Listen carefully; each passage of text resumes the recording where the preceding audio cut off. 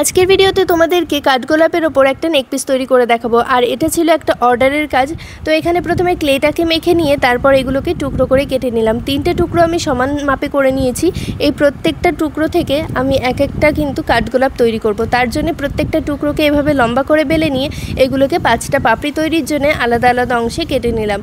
এবার এই প্রত্যেকটা গোল অংশকে পাপড়ি শেপ দেব। আর তার আগে একটা বেস তৈরি করে নেব, যে বেসটার ওপর আমি কাঠগোলাপটাকে রেখে তারপর নেক পিসটা তৈরি করব। তো বেসটা একদম সরুর মধ্যে করছি, যেহেতু এটা একদম নিচে থাকবে। তো এটাকে খুব বেশি মোটা করার কোনো দরকার নেই, মোটামুটি একটু মজবুত হলেই হবে। আর দু সাইডে আমি ছিদ্র করে নিলাম, কারণ এখানে টাসেলটা অ্যাড হবে। আর এরপর কিছুটা ক্লে নিয়ে দেখো তোমাদেরকে পাপড়িটা তৈরি করে দেখাচ্ছি। এরকম শেপে কিন্তু প্রত্যেকটা পাপড়ি তৈরি হবে। আর এরপর আমি কাঠগোলাপের যে কুড়িগুলো হবে সেই কুড়িগুলো তোমাদেরকে তৈরি করে দেখাচ্ছি। আর কুড়িটা তৈরি করার জন্য প্রথমে কিছুটা ক্লে নিয়ে এটাকে ওয়াটার ড্রপের মতো শেপ দিয়ে এর ওপর এরকমভাবে ডিজাইন করে নিতে হবে। তারপর নিচের দিকে বৃন্ত তৈরি করার জন্য যে প্রসেসটা অ্যাপ্লাই করব, সেটা যদি তোমাদের কঠিন মনে হয় তোমরা কমেন্টে জানিও। কিভাবে ঠিকঠাকভাবে সহজ পদ্ধতিতে তোমরা এই বৃন্তটা তৈরি করবে সেটা আমি পরের ভিডিওতে তাহলে দেখিয়ে দেবো। এটাও কিন্তু বেশ সহজ, তবে যারা নতুন কাজ করছো তাদের জন্য হয়তো একটু কঠিন হতে পারে। যাই হোক, এটাকে তুলে এবার নিচের দিকে আটকে দেব। আর ক্লে যখন নরম থাকে, মানে এই যে কুড়িটাকে আমি তৈরি করেছি, বৃন্তটাকে তৈরি করেছি, দুটোই যেহেতু এখন নরম রয়েছে, তাই এটা অ্যাড করতে কিন্তু কোনো আঠার ব্যবহার করতে হবে না। যদি শক্ত হয়ে আসে একটু, তাহলে কিন্তু তোমরা অবশ্যই আঠা ব্যবহার করবে, না হলে জিনিসটা খুলে যাবে। যাই হোক, তোমরা দেখতেই পেলে কুড়িটা কীভাবে তৈরি করলাম। এভাবে অনেকগুলো কুড়ি আমি তৈরি করে নেব। আর এই যে পাপড়িগুলো আমি তৈরি করে রেখেছি, এবার এগুলোকে পরপর সাজিয়ে আমি কাঠগোলাপটা তৈরি করে নেব। কাঠগোলাপের এই পাপড়িগুলো একটু লম্বাটে রেখেছি, দেখতেই পাচ্ছ। এবার প্রত্যেকটা পাপড়িকে এভাবে আঠা দিয়ে দিয়ে আমি আটকে নেব পরপর করে। আর তারপর এটাকে দিয়ে কিভাবে ফ্লাওয়ার তৈরি করি সেটা তোমরা দেখতে থাকো। আর তোমরা যারা আমার চ্যানেলের ভিডিও প্রথমবার দেখছো, তারা অবশ্যই আমার চ্যানেলটাকে সাবস্ক্রাইব করে পাশে থাকা বেল আইকনটা অল করে দিও, তাহলে পরবর্তী ভিডিওর নোটিফিকেশন তোমাদের কাছে সহজেই পৌঁছে যাবে। তো এবারে দেখো পাপড়িগুলোকে পরপর আমি সাজিয়ে নিয়েছি। এবার ফ্লাওয়ারের মতো শেপ দেওয়ার জন্য লাস্টের পাপড়িটার ওপরে কিন্তু প্রথম পাপড়িটাকে আমি এভাবে তুলে দিলাম, তাহলেই কিন্তু এটা কাঠগোলাপের শেপ নিয়ে নিল।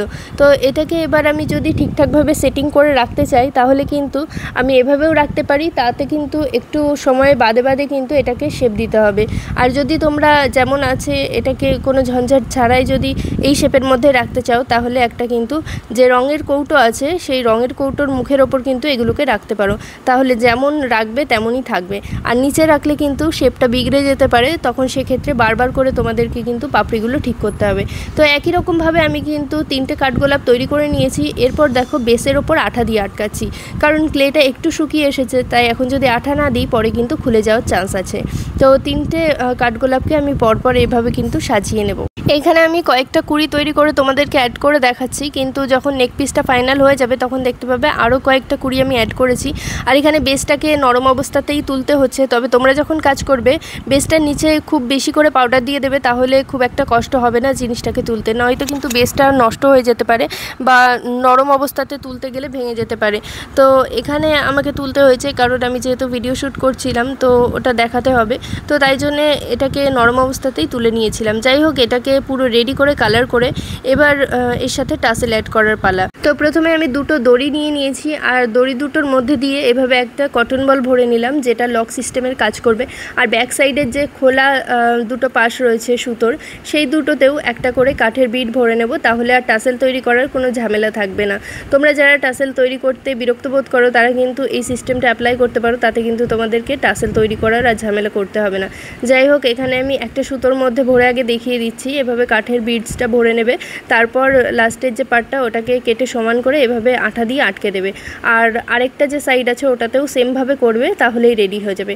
তাহলে এই লক সিস্টেমের কটন বলটাও ব্যাক সাইড থেকে আর বেরিয়ে যাবে না। তো আজকের ভিডিওটা কেমন লাগলো অবশ্যই কমেন্ট করে জানিও। আর ভিডিওটা ভালো লাগলে প্লিজ একটা লাইক করে দিও। পরের ভিডিওতে কি দেখতে চাও কমেন্ট করে জানিও।